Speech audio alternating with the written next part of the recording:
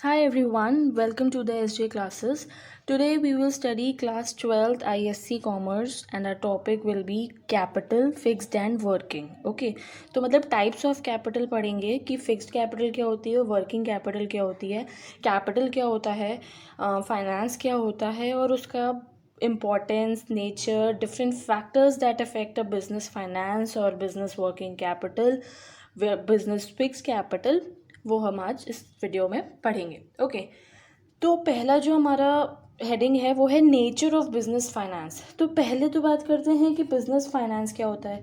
Business finance वो होता है कि जो भी मनी, जो भी पैसा आपने बिजनेस में लगाया है, चाहे वो क्रेडिट के फॉर्म में हो, कुछ भी हो, शॉर्ट टर्म मनी हो, लॉन्ग टर्म फंड्स हो, आपने वो बिज़नेस में एम्प्लॉय किया है, that is known as business finance. ठीक है, मतलब कि यहाँ पे बिजनेस फाइनेंस का मतलब क्या है कि अरेंज करना एक बिजनेस के लिए पैसे को, और ये देखना कि जब पैसों की ज़रूरत है, that is when the money is needed, it is there in the business or not, it is available to use in the business or not, and if it is not तो आप कैसे अरेंज करोगे, कैसे capital raise करोगे, amount को कैसे collect करोगे, that is all is financing and business finance. तो वही है कि अब हमें बिजनेस फाइनेंस की बात कर रहे हैं, मतलब हमारे बिजनेस में पैसा कैसा चाहिए, कितना चाहिए, है ना, लार्ज अमाउंट चाहिए, शॉर्ट अमाउंट चाहिए, कितना पैसा रिक्वायरमेंट है एक बिज़नेस को सेटअप करने के लिए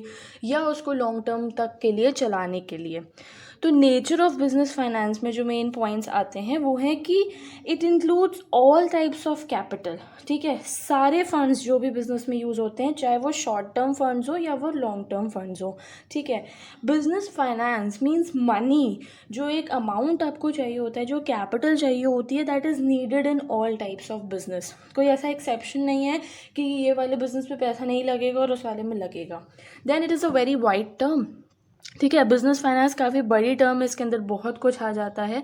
it depends on nature and size of business. Now the amount, the finance amount that you will be needing for your business, that depends on the nature and size of the business. कि मतलब आपके business का nature कैसा है, आप किस type का business कर रहे हो, आपका बिजनेस कितना बड़ा है, छोटा है या बहुत बड़ा है, लार्ज स्केल में आप बिजनेस चला रहे हो, तो उसके अकॉर्डिंग आपको पैसे की रिक्वायरमेंट होगी। ठीक है, फिर डिटरमाइंस स्केल ऑफ ऑपरेशंस। जितना बिजनेस फाइनेंस आपके पास अवेलेबल होगा या अगर है आपके पास, तो उससे आप ये डिटरमाइन कर सकते हो that what will be the scale of operations. Okay, तो ये तो था आपका नेचर ऑफ बिजनेस फाइनेंस। ठीक है, अब बात करते हैं कि इम्पॉर्टेंस ऑफ फाइनेंस क्या है, क्यों ज़रूरी है पैसा बिजनेस में होना, क्यों ज़रूरी है। बिना पैसे के तो आप बिजनेस नहीं रन कर पाओगे ना, कुछ अमाउंट तो इन्वेस्ट करना ही पड़ता है बिजनेस को स्टार्ट करने के लिए, बिजनेस को रनिंग रखने के लिए। तो इम्पॉर्टेंस क्या है, to meet liabilities in time. Now if you are having business finance, if you are having amount of money that you need for your business, तो आप जो लाइबिलिटीज़ आती हैं बीच बीच में, टाइम टू टाइम, उनको मीट कर सकते हो। ठीक है, एडवांटेज मिलता है आपको बिजनेस अपॉर्चुनिटीज़ का, कि जैसे ही मार्केट में कोई अपॉर्चुनिटी खुली, जैसे कि हमने इससे पहले वाले वीडियो अगर आपने देखे होंगे बिजनेस इन्वायरमेंट में, हमने पढ़ा था कि अपॉर्चुनिटीज़ को हम कैसे अवेल कर सकते हैं। जैसे ही कोई मार्केट में अपॉर्चुनिटी आई, अगर आपके पास पैसा है तो आप उसका एडवांटेज उठा सकते हो। Timely replacement of plant and machinery, जो मशीनरी ऑब्सलीट हो जाती है, मीन्स ख़राब हो जाती है या पुरानी हो जाती है, टेक्नोलॉजिकल चेंजेस आते हैं, आप उसको अपने बिजनेस में लगाना चाहते हो, तो आपको टाइमली रिप्लेसमेंट करना पड़ेगा मशीनरी का, और उसके लिए आपको पैसे चाहिए होंगे। देन जो बीच बीच में जैसे रिसेशन का टाइम आ जाता है, कभी कभी कोई क्राइसिस आ गई, मंदी का दौर जिसको बोलते हैं, वो आ जाता है, तो आपके पास इतना अमाउंट होना चाहिए, फाइनेंस होना चाहिए, जिसको आप इस प्रॉब्लम्स को फेस कर पाओ, right. Then running business smoothly, business को स्मूथली चलाने के लिए भी आपके पास फाइनेंस होना चाहिए, कुछ अमाउंट होना चाहिए, सो that you can run your business smoothly without any interruptions, without any problems. अब बात करते हैं sources of finance in different types of business firms की। मीन्स हर फर्म में अलग टाइप ऑफ आपको अमाउंट चाहिए होता है कि किस टाइप का बिजनेस है उस अकॉर्डिंग आपकी रिक्वायरमेंट होती है फाइनेंस की, आपकी रिक्वायरमेंट होती है कैपिटल की। कैपिटल क्या होती है? The amount of investment that you make in a business for the purpose of earning profits. ठीक है, तो डिफरेंट टाइप्स ऑफ बिजनेस होते हैं, तो सबका रिक्वायरमेंट फॉर कैपिटल भी डिफरेंट होता है, किसी को ज़्यादा चाहिए होता है, किसी को कम चाहिए होता है।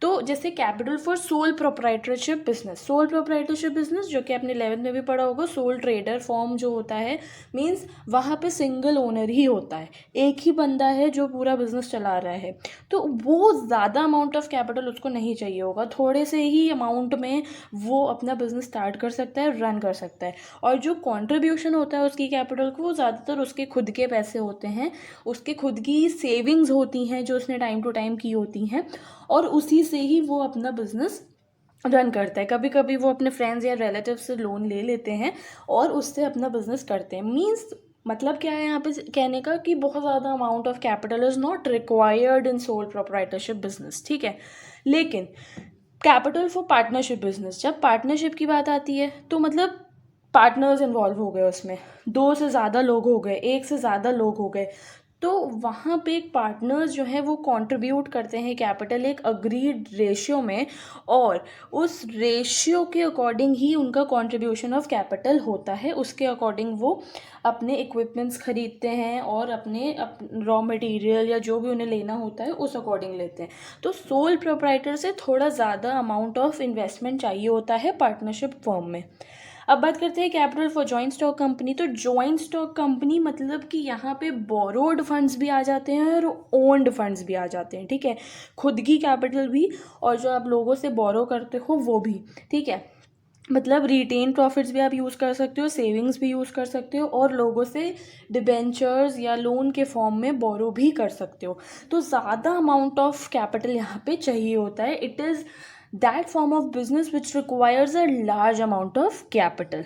तो सोर्सेज क्या है, कहाँ कहाँ से पैसा आ रहा है, कितना चाहिए, यही हम डिटरमाइन करते हैं बिजनेस फाइनेंस में कि हमें कितना पैसा किस टाइप के बिजनेस में लगाना चाहिए या लगाना पड़ सकता है। ठीक है, अब बात करते हैं फाइनेंशियल प्लानिंग की। नाउ फाइनेंशियल प्लानिंग और financial planning whatever you pronounce, तो वो क्या होता है, नाम से ही देख रहे हैं कि ये किसी चीज़ की प्लानिंग हो रही है यहाँ पे। ठीक है, तो एक ये ऐसा प्रोसेस है जहाँ पे ये डिटरमाइन किया जाता है कि किसी बिजनेस में या किसी ऑर्गेनाइजेशन में उसकी फाइनेंशियल रिक्वायरमेंट्स क्या हैं, उसको क्या ज़रूरत पड़ सकती है, कितने सोर्सेज चाहिए, फंड्स कितने चाहिए। ठीक है, या उन फंड्स को वो कैसे यूटिलाइज करेगा, या फिर उसके पास फ्यूचर यूज़ के लिए फंड्स की अवेलेबिलिटी है या नहीं।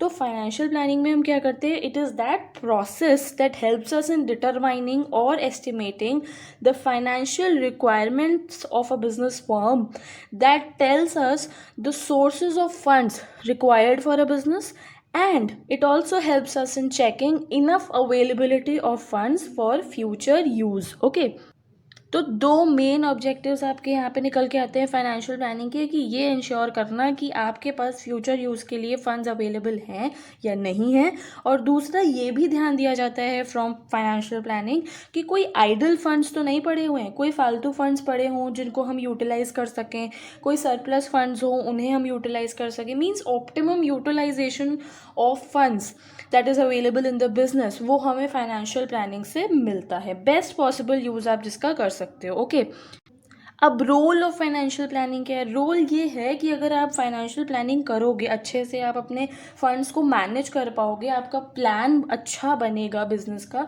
तो आप अवॉइड कर पाओगे किसी भी तरीके की शॉर्टेज ऑफ फंड्स। मीन्स आपको कैपिटल जो रिक्वायरमेंट होती है, जो फंड्स रिक्वायरमेंट होते हैं उनकी कमी नहीं होगी, या फिर अगर सरप्लस फंड्स हैं तो आप उसको बेस्ट पॉसिबल मैनर में यूटिलाइज कर पाओगे।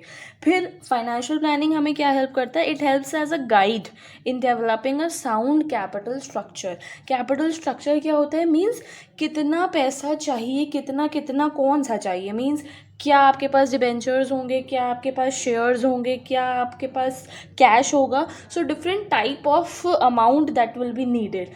तो कैपिटल स्ट्रक्चर को अच्छा बनाने में ये बहुत हेल्पफुल होता है। Then effective utilization of funds. देखो प्लानिंग अगर आप करके रखोगे किसी भी चीज़ की तो वो बहुत ही इफेक्टिव होती है, क्योंकि अगर प्लान्ड हैं चीज़ें देन आप वर्क बहुत अच्छे से कर पाओगे। You can work efficiently and effectively both ways. तो यूटिलाइजेशन ऑफ फंड्स बहुत अच्छे से होगा। Then prepare for facing business shocks. अब कभी कभी क्या होता है कि बिजनेस में लॉसेस भी हो जाते हैं, एकदम से कोई ऐसी सिचुएशन आ गई जो हैंडल नहीं हो पा रही है, जो बिजनेस में शॉक मिल रहा है। तो अगर आपके पास प्लानिंग अच्छी है, आपने अपने फंड्स को अच्छे से प्लान कर रखा है, then you can utilize them in that way कि आप ये शॉक्स को फेस कर पाओ। आपको उस टाइम पे एकदम से ये ना लगे कि अरे यार लॉस हो गया अब क्या करें, है ना। Then provides policies and procedures. ना फाइनेंशियल प्लानिंग करोगे तो पॉलिसीज़ और प्रोसीजर्स भी बनाओगे, उसके अकॉर्डिंग ही काम कर पाओगे ना, कि ये हमारा प्रोसीजर है, ये फॉलो करेंगे and then we will achieve our objective. तो फाइनेंशियल प्लानिंग का ये रोल बहुत ही इम्पॉर्टेंट होता है। Now let's see what are the factors that you need to keep in mind while formulating a financial plan.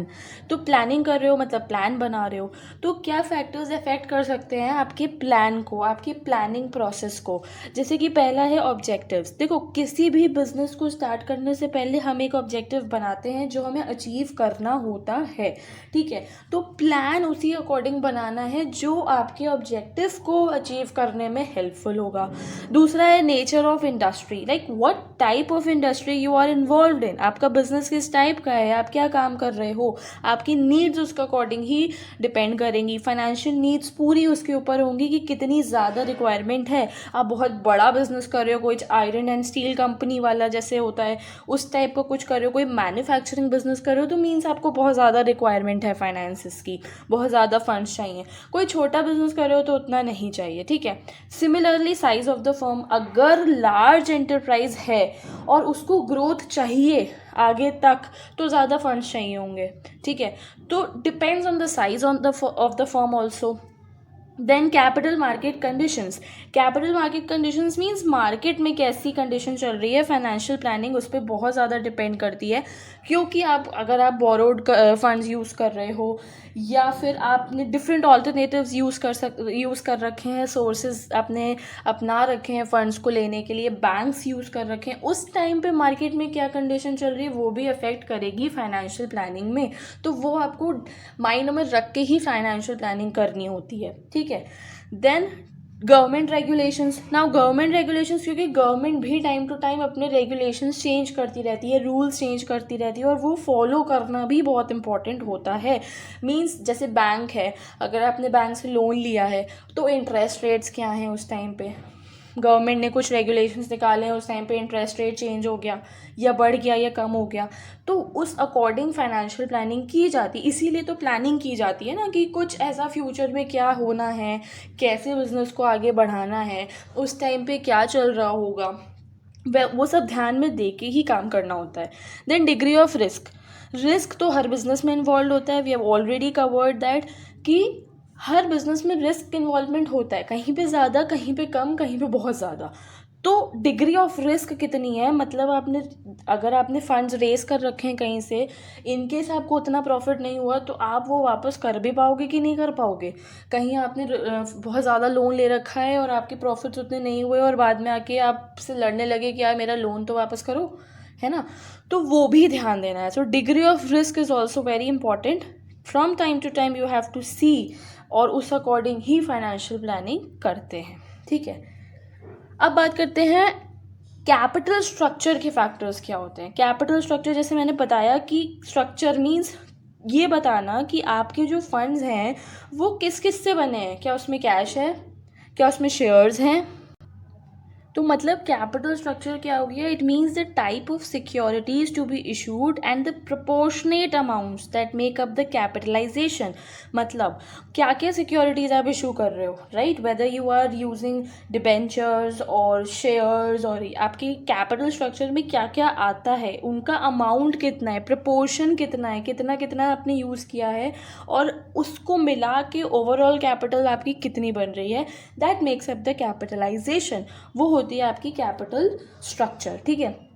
तो अब जैसे लॉन्ग टर्म फंड्स है, मोस्टली कैपिटल स्ट्रक्चर क्या होता है, उसमें लॉन्ग टर्म फंड्स ही होते हैं कॉम्पोजिशन में।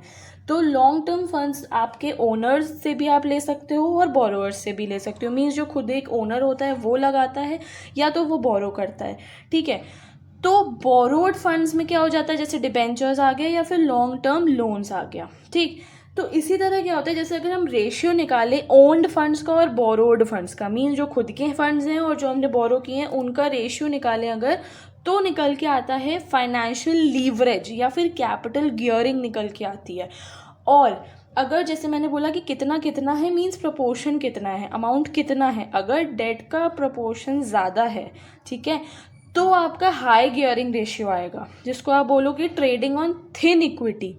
और अगर आपका प्रोपोर्शन ऑफ डेट कम है, ठीक है, तो आप बोलोगे लो गियरिंग और trading on thick equity. Means अगर कम है तो फिर इक्विटी जो है वो डोमिनेट करेगा, मींस इक्विटी शेयर कैपिटल ज़्यादा है और डेट कम है, तो फिर वो हो जाएगा ट्रेडिंग ऑन थिक इक्विटी, ठीक है, इसीलिए थिक इक्विटी बोला। और अगर हाई डेट है तो trading on thin equity, thin use होगा, ठीक है। डेट मीन्स उधार, मीन्स बोरोड फंड्स आपके ज़्यादा हैं, तो ठीक है। तो वही है कि वो क्या फैक्टर्स हैं जो कि अफेक्ट करते हैं कैपिटल स्ट्रक्चर को, वो हम देखते हैं। So now let us discuss the factors. जो कि पहला फैक्टर है आपका ट्रेडिंग ऑन इक्विटी। तो ट्रेडिंग ऑन इक्विटी को हम फाइनेंशियल लीवरेज भी बोलते हैं, लीवरेज, ओके। अब क्या है, अगर कोई कंपनी बोरोड फंड्स भी अपने रेगुलर बिजनेस में यूज़ करिए इक्विटी कैपिटल के साथ साथ, ठीक है, तो हम बोलेंगे कि वो कंपनी क्या कर रही है या वो बिजनेस क्या कर रहा है, it is said to be trading on equity. मीन्स उसका बिजनेस क्या है, वो इक्विटी के बेसिस पे कर रहा है। मतलब अब क्या होता है कि हम अर्निंग पर शेयर भी डिफाइन करते हैं, रेट ऑफ अर्निंग्स हम डिफाइन करते हैं। और किसी कंपनी का अगर रेट ऑफ अर्निंग जो होता है वो ज़्यादा है रेट ऑफ इंटरेस्ट से, उस इंटरेस्ट रेट से जिससे उसने बोरोड फंड्स लिए हैं, क्योंकि जब हम किसी से उधार लेते हैं हमें उसके बदले में इंटरेस्ट देना पड़ता है, राइट। तो क्या होता है कि इक्विटी शेयर होल्डर्स को हायर अर्निंग पर शेयर मिलती है। दो रीजंस होते हैं उसके, क्योंकि rate on return on investment जो होता है वो रेट ऑफ इंटरेस्ट जो हमने बोरोड कैपिटल लिया है ना, एंड डिविडेंड पेएबल जो डेट है और प्रेफरेंस कैपिटल पे उससे ज़्यादा होता है, ठीक है। Means rate of return on investment is more than the rate of interest जो कि हमने बोरोड फंड्स पे दे रहे हैं, इसलिए हो जाता है। एक तो ये रीज़न। दूसरा रीज़न है interest paid on debt is deducted from profits while calculating tax. तो ये जो है you need not complicate this. इसमें सिर्फ इतना है कि अगर आप इक्विटी कैपिटल ज़्यादा यूज़ कर रहे हो, आप अपनी कैपिटल ज़्यादा यूज़ कर रहे हो और बोरोड फंड्स आपके कम हैं, देन ऑब्वियसली आपका जो रिटर्न आएगा आपकी इन्वेस्टमेंट पे वो ज़्यादा होगा। और अगर आपने बोरोड फंड ज़्यादा यूज़ किए हैं तो मतलब आपने किसी से उधार लिया हुआ है, उसे आपको वो वापस भी करना है और उसके बदले में आपको इंटरेस्ट भी देना है, then your return, your profits would be less, ठीक है। तो ये वही चीज़ बता रहे हैं कि आपकी अगर आपको 2 करोड़ रुपए चाहिए और 2 करोड़ में आपने 1.5 लाख इक्विटी कैपिटल लगाई है और 50 लाख आपने 1.5 करोड़ आपने इक्विटी कैपिटल लगाई है और आपने 50 लाख बोरोड फंड्स लिए हैं, तो वो ज़्यादा अच्छा है एज़ कंपैरिजन कि अगर आपने ज़्यादा लोन लगाया है और आपने खुद के फंड्स कम लगाए हैं, ठीक है। दूसरा आता है need for flexibility. Capital structure अगर अच्छा है, मीन्स आपके फंड्स बहुत अच्छे हैं, तो नीड और जो आपकी फ्लेक्सिबिलिटी रिक्वायरमेंट है बिजनेस में वो बहुत अच्छी हो जाएगी, क्योंकि आप टाइम टू टाइम चेंजेस कर सकते हो जैसे जैसे आपकी नीड आएगी। तो फ्लेक्सिबल होना बहुत इम्पॉर्टेंट है। नेचर ऑफ बिजनेस, ये हम बार बार पढ़ेंगे इस चैप्टर में तो बहुत ज़्यादा, कि हर चीज़ आपकी नेचर और साइज़ ऑफ बिजनेस पे डिपेंड करती है। कितनी कैपिटल चाहिए, कितना रिस्क इन्वॉल्व होगा, आपका साइज़ ऑफ बिजनेस क्या है उस पर, ठीक है, नेचर ऑफ बिजनेस क्या है उस पर। मीन्स आप बड़ा बिजनेस कर रहे हो, छोटा बिजनेस कर रहे हो, आप किस टाइप का बिजनेस कर रहे हो, आप कैसे प्रोडक्ट्स बना रहे हो, it all depends on that, ठीक है। दूसरा आता है, नेक्स्ट फैक्टर जो आपका आता है वो है कॉस्ट ऑफ फाइनेंसिंग।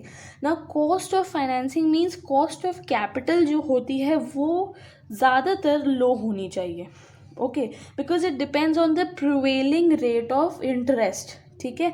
जो रिटर्न एक्सपेक्ट करते हैं इन्वेस्टर्स और जो return and expenses and different types of expenses जो जो आते हैं उन पे कॉस्ट ऑफ कैपिटल डिपेंड करती है, मींस रेट ऑफ इंटरेस्ट पे, return expected by the investors, different expenses. तो इसीलिए कॉस्ट ऑफ कैपिटल को रीजनेबली लो रखना ज़्यादा बेटर होता है, ठीक है। देन है purpose and period of financing. Purpose and period means किस काम के लिए आप फाइनेंस यूज़ कर रहे हो, ठीक है। देन आपको वो चूज़ करना, आपको ध्यान देना होगा कि आपको इक्विटी शेयर्स लेने हैं या आपको बोरोड फंड्स यूज़ करने हैं। आपको लॉन्ग टर्म पीरियड के लिए चलाना है तो आपको लॉन्ग टर्म फंड्स यूज़ करने हैं, शॉर्ट टर्म पीरियड चलाना है तो शॉर्ट टर्म फंड्स यूज़ करने हैं, okay. Then capital market conditions, again same thing कि मार्केट में क्या चल रहा है, ठीक है। बूम पीरियड है कि रिसेशन चल रहा है, बेयरिश मार्केट है कि बुलिश मार्केट है, मीन्स बहुत ज़्यादा अच्छा चल रहा है मार्केट, मंदी नहीं है, वो तब क्या कंडीशन प्रिवेल हो रही है, क्या मंदी चल रही है तो क्या कंडीशन प्रिवेल हो रही है, उस टाइम पे रेट ऑफ रिटर्न क्या मिल रहा है, रेट ऑफ इंटरेस्ट क्या है मार्केट में, that are capital market conditions. Then statutory requirements. देखो स्टैचुरी रिक्वायरमेंट्स मीन स्टैचुरी से यहाँ पे क्या आ जाता है, जहाँ पे कोई एक्ट लागू हो जाता है, जहाँ पे कोई लॉ लग जाता है, जहाँ गवर्नमेंट रेगुलेशंस इन्वॉल्व हो जाते हैं। तो कुछ लोगों ने बताया हुआ है जो कि स्टैचुरी बॉडी के लोग हैं, एक स्टैचुरी रेगुलेशन उन्होंने बताया है, रिक्वायरमेंट्स हैं, उन्हें फुलफिल करना बहुत ज़रूरी है और उसके अकॉर्डिंग ही आपका कैपिटल स्ट्रक्चर होगा, ठीक है। नीड्स ऑफ इन्वेस्टर्स क्या है, मींस इन्वेस्टर्स की रिक्वायरमेंट्स क्या है, उनकी इनकम कैसी होनी चाहिए, उन्होंने जब आपकी कंपनी में इन्वेस्ट किया है तो वो क्या एक्सपेक्ट कर रहे हैं आपसे, तो उसके अकॉर्डिंग भी कैपिटल स्ट्रक्चर बहुत ज़्यादा इफेक्ट होता है, ठीक है। Then cash flow position. Cash flow position means कि क्या एबिलिटी है कंपनी की कि वो कैश फ्लो जनरेट कर पा रहा है कि नहीं एक पॉइंट ऑफ टाइम पे, जिससे आपका कैपिटल स्ट्रक्चर बहुत ज़्यादा इफेक्ट हो रहा है, ठीक है। क्योंकि कई बार क्या होता है कि कंपनी के पास बहुत ज़्यादा प्रॉफिट्स तो आ रहे हैं बट उसके पास उतना पैसा नहीं है कि वो अपने लोन की इंस्टॉलमेंट्स को पे बैक कर पाए या वो इंटरेस्ट रेट को फुलफिल कर पाए, तो वो भी ध्यान देना होता है और वो भी बहुत ज़्यादा इफेक्ट करता है कैपिटल स्ट्रक्चर को। Now coming to the main part of the chapter जो कि है आपका फिक्स कैपिटल और वर्किंग कैपिटल। तो फिक्स कैपिटल जैसे कि नाम से पता चल रहा है ये क्यों रिक्वायर होती है, for the requirement of acquiring और एक्विजिशन ऑफ फिक्स्ड एसेट्स, ठीक है। जो पैसा आपको इसलिए चाहिए होता है कि आप फिक्स्ड एसेट्स खरीद सको अपनी कंपनी के लिए, जैसे कि प्लांट है, मशीनरी है, जो कि फिक्स्ड एसेट्स होते हैं जो लॉन्ग टर्म पीरियड के लिए चलते हैं, उनको खरीदने के लिए फिक्स कैपिटल चाहिए होती है। It is also known as blocked capital और ब्लॉक कैपिटल, क्योंकि एक बार आप पैसा इन्वेस्ट करके कहीं पे ब्लॉक कर देते हो उस पॉइंट ऑफ टाइम तक के लिए। जैसे फिक्स्ड एसेट कोई खरीदा है, एसेट है, जैसे मशीनरी खरीदी है, तो उस पॉइंट ऑफ टाइम तक 5 साल तक मान लो वो मशीनरी चल रही है तो आपकी वहाँ पे कैपिटल ब्लॉक हो गई, ठीक है।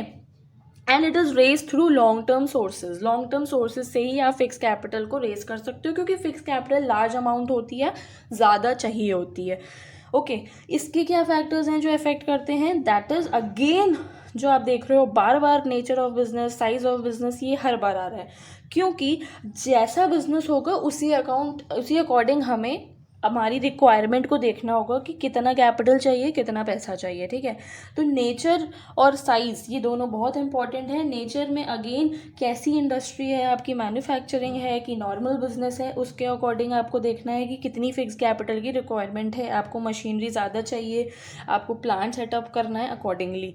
Size of business mean scale of operations जो होते हैं वो कितने बड़े हैं। लार्ज एंटरप्राइज के ऑब्वियसली बहुत बड़े होंगे, छोटे एंटरप्राइज के छोटे होंगे। तो अगर बहुत लार्ज है आपका देन बहुत ज़्यादा अमाउंट ऑफ कैपिटल चाहिए होगा, fixed capital. Nature of products कैसे हैं आपके, किस टाइप के प्रोडक्ट्स मैन्युफैक्चर कर रहे हो, तो उसके अकॉर्डिंग भी फिक्स कैपिटल की रिक्वायरमेंट होगी। हो सकता है कुछ ऐसे हो जहाँ पे आपको फिक्स कैपिटल चाहिए हो जिसमें क्योंकि मशीनरी से ही आपके प्रोडक्ट बन रहे हो सकता है वहाँ मशीनरी की ज़रूरत ही ना हो, तो it depends on the type of products.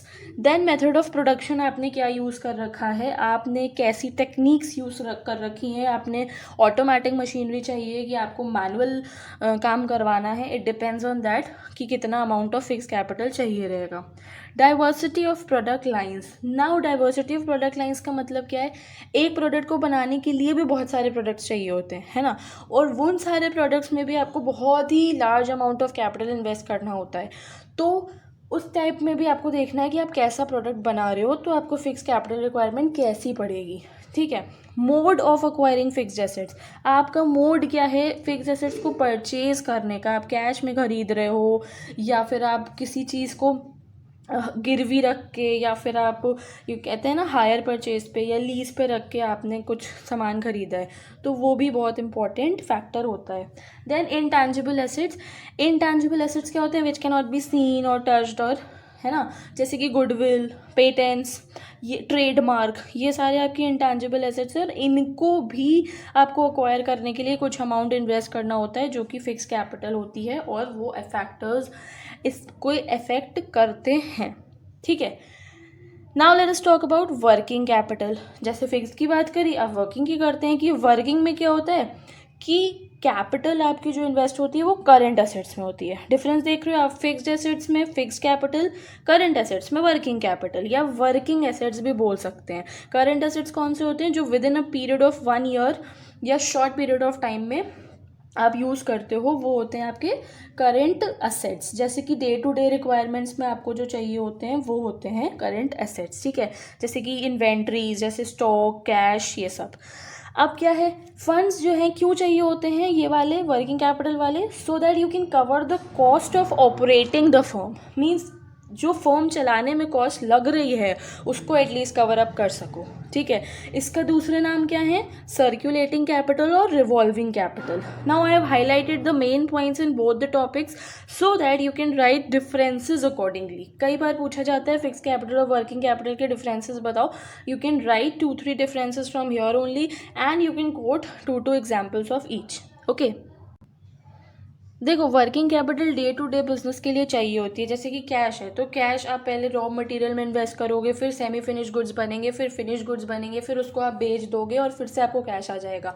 तो ये एक रिवॉल्विंग साइकिल है, इसीलिए इसको रिवॉल्विंग कैपिटल या सर्क्यूलेटिंग कैपिटल बोलते हैं, क्योंकि it keeps on circulating and revolving, right. अब क्या है कि 2 तरीके के इन्होंने वर्किंग कैपिटल भी डिफाइन किए हैं, जैसे कि ग्रॉस वर्किंग कैपिटल और नेट वर्किंग कैपिटल, जो आपकी टेक्स्ट बुक्स में मेंशन है।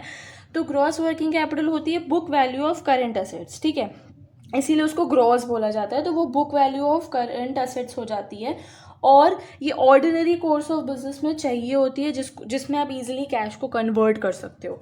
नेट वर्किंग कैपिटल क्या होती है, current assets minus current liabilities. जो आपके बिजनेस के करंट एसेट्स हैं और करंट लाइबिलिटीज़ हैं, उन दोनों का जो डिफरेंस निकल कर आता है वो होता है आपका नेट वर्किंग कैपिटल, जिसको आप CA माइनस CL भी लिख सकते हो, ठीक है। Now let us talk about the types of working capital, ठीक है। तो 2 होती हैं, परमानेंट वर्किंग कैपिटल और temporary working capital. Permanent working capital वो मिनिमम अमाउंट होता है जो आपको परमानेंटली रिक्वायर होता ही है किसी बिजनेस एक्टिविटी को करने के लिए, इसीलिए इसका नाम परमानेंट दिया गया है, ठीक है।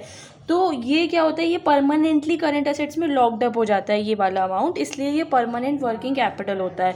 देन इसके भी 2 पार्ट्स हैं, इनिशियल वर्किंग कैपिटल और regular working capital. Initial working capital जो बिल्कुल स्टार्टिंग में इनिशियली कमेंसमेंट के टाइम पे आपको रिक्वायरमेंट होती है, वो अमाउंट ऑफ वर्किंग कैपिटल को बोलते हैं इनिशियल वर्किंग कैपिटल। ये परमानेंट वर्किंग कैपिटल का ही पार्ट होता है। दूसरा रेगुलर वर्किंग कैपिटल, जो आपको day to day business activities को, बिजनेस ऑपरेशंस को करने के लिए चाहिए होती है regularly for different types of activities, वो रेगुलर वर्किंग कैपिटल होती है। Temporary, again by the name you can see कि ये टेम्प्रेरी चाहिए होती है, मींस परमानेंट के बाद जो थोड़ी और कैपिटल चाहिए होती है एडिशनली, वो होती है टेम्प्रेरी। ये फिक्स नहीं होती है, इट कीप्स ऑन फ्लक्चुएटिंग, इसलिए इसको वेरिएबल वर्किंग कैपिटल भी बोलते हैं, ठीक है।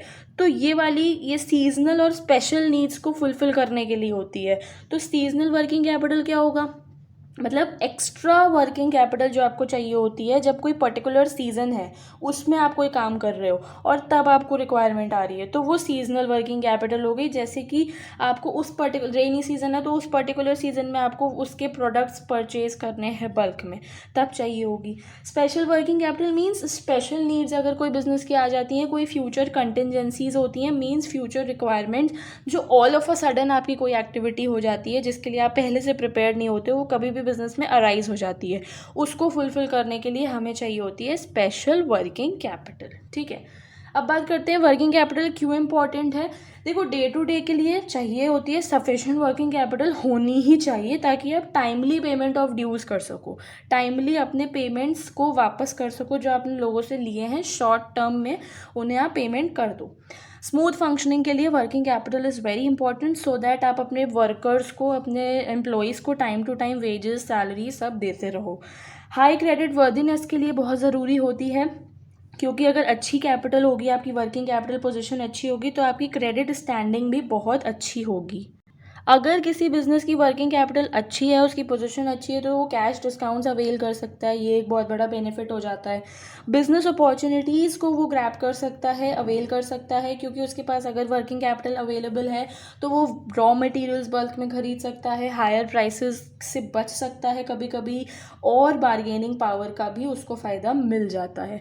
Then good relations with employees, उसके एम्प्लॉयज़ से रिलेशन बहुत अच्छे बनते हैं, क्योंकि उसके पास वर्किंग कैपिटल मीन्स फिक्स्ड नहीं मगर एक अमाउंट ऑफ कैपिटल है, तो उससे उसके रिलेशंस बनाने में अच्छा एक स्टैंड मिल जाता है। Now we are here at the last topic of this chapter, that is factors affecting working capital. Again same points हैं, जैसे कि nature of business और size of business आप देख रहे हो, ये बार बार repeat हो रहा है.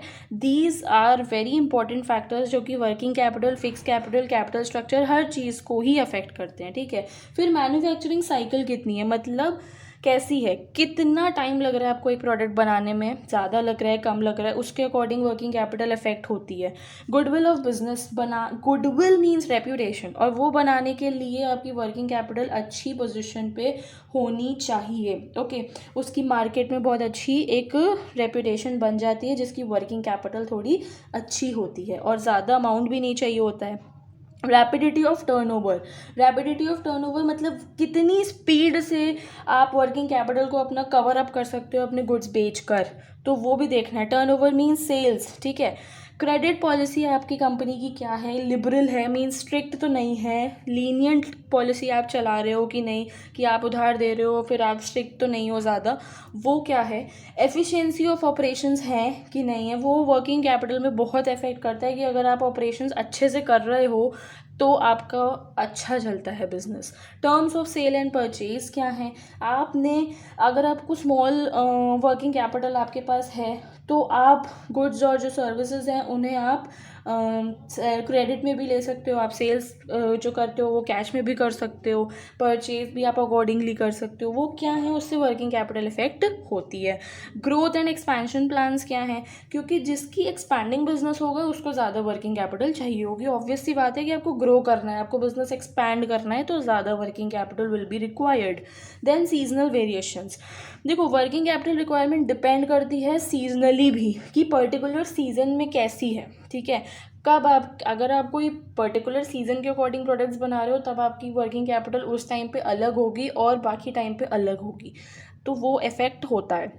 देन साइक्लिकल फ्लक्चुएशंस कैसे हैं, साइक्लिकल अगेन जो बूम पीरियड होता है, जैसे कि मैंने बताया था कि मंदी का दौर आ रहा है या बहुत अच्छा मार्केट चल रहा है, तो कैसी कैपिटल आपको चाहिए. तो साइक्लिकल चेंजेस तुरंत आपके बिजनेस को इफेक्ट करते हैं. इमरजेंसी डिमांड्स आ जाती हैं बहुत सारी जिन्हें फुलफिल करना होता है, तो working capital time to time change होती है एंड फैक्टर्स से इफेक्ट होती है. So this was our topic, capital, fixed and working. Okay, so I hope you liked the video, and if you liked it, do like, share and subscribe, and if you have any doubts you can ask in the comment section. Thank you.